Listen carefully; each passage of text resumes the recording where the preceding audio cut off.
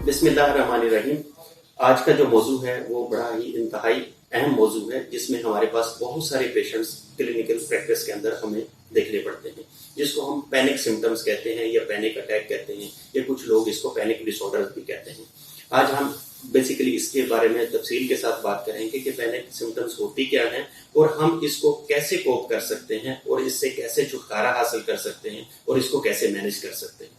Basically panic symptoms ये होती है, एपिसोडिक इलनेस होती है। इसमें होता है कि पेशेंट्स के अंदर कुछ अलामत आती हैं, जैसे अक्सर पेशेंट्स के अंदर देखा गया है कि दिल की धड़कन तेज हो सकती है, ठंडे पसीने आ सकते हैं, हाथ पांव ठंडे पड़ जाते हैं, सर भारी होता है, इवन के चोकिंग सेंसेशंस होती है या हाथ पांव सुन्न होना शुरू हो जाते हैं या जिस्म ठंडा गर्म होना शुरू हो जाता है। ये कई लोगों में हमने देखा है कि इससे और सिवियरिटी लेवल भी होता है और बेचैनी की कैफियत हो सकती है और बहुत सारी सिम्टम्स आती हैं। अब बेसिकली ये पैनिक सिम्टम्स होती हैं, लेकिन मरीज इसको ये एज्यूम कर लेता है कि जैसे उसके दिल की धड़कन तेज हो रही है या ठंडे पसीने आ रहे हैं, पेशेंट ये एज्यूम कर लेता है कि शायद मुझे हार्ट अटैक होने वाला है, जिसकी वजह से ये होता है कि उसकी सिम्टम्स मजीद वर्स हो जाती हैं और वो मजीद एंजाइटी का शिकार होते हैं। और अक्सर पेशेंट ऐसे जो है ना, ये क्लिनिकल प्रैक्टिस में हमने देखा है, ये इमरजेंसी के अंदर जाते हैं, अपना शुगर लेवल चेक करवाते हैं, ईसीजी करवाते हैं, अनडू किस्म की इन्वेस्टिगेशंस करवाते हैं, फिर बाद में देखा गया है कि सारी चीज फिजिकल सिम्टम्स को रूल आउट करने के बाद या फिजिकल डिजीजेस को रूल आउट करने के बाद फिर ये साइकियाट्रिस्ट के पास आते हैं। बेसिकली अब हमने इस मौजू पे बात करनी है कि हम इस पैनिक सिम्टम्स को या पैनिक डिसऑर्डर्स को कैसे कोप कर सकते हैं।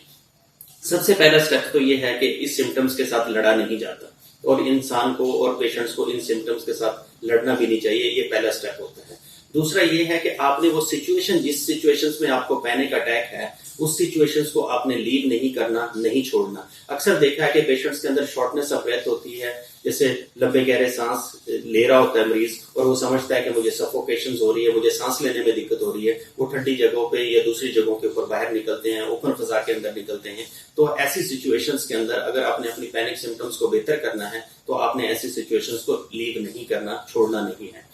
तीसरा जो इंपॉर्टेंट है इसके अंदर है कि आप, इसको हम कहते हैं डीप ब्रीथिंग एक्सरसाइजेस, लंबे गहरे सांस की मश्क जो है, ये भी आपको काफी हेल्प करती है आपकी एंजाइटी को और आपके स्ट्रेस लेवल को कम करने के लिए।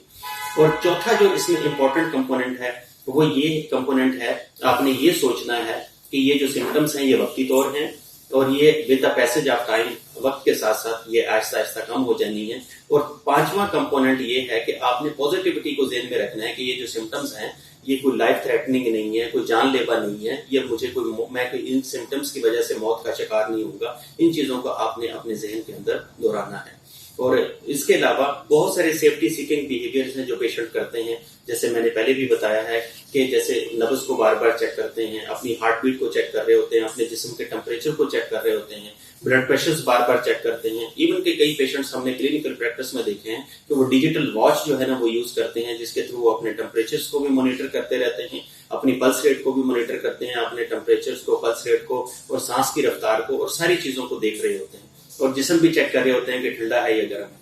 तो ये सेफ्टी सीकिंग बिहेवियर्स और ये जितने पैटर्न्स मैंने बताए हैं, इन पे अगर आप सख्ती से अमल करेंगे तो आप पैनिक सिम्टम्स को ट्रीट करने में, इजीली ट्रीट करने में आपके लिए बहुत सारी आसानियां पैदा होंगी। अदरवाइज हमने देखा है कि फार्माकोलॉजिकल ट्रीटमेंट तो दवाइयां तो हम ऐड करते हैं, लेकिन अगर सेफ्टी सीकिंग बिहेवियर्स और इन पैरामीटर्स के ऊपर अगर बात ना की जाए तो पेशेंट्स के अंदर देखा गया है कि सिम्टम्स रिलैप्स होती हैं, फिर वो डॉक्टर चेंज करते रहते हैं तो उनको फर्क कहीं से नजर नहीं आता।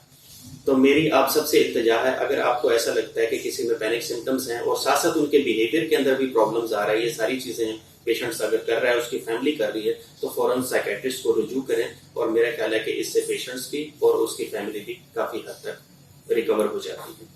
और मजीद नेक्स्ट टॉपिक में हम इसकी मैनेजमेंट के हवाले से बात करेंगे। उम्मीद है आपको इस बारे में सारी चीजें क्लियर हो गई होंगी और उम्मीद है कि हम नेक्स्ट टॉपिक में भी एक डिटेल के साथ बात करेंगे। और आप लोगों के ताउन का बहुत बहुत शुक्रिया।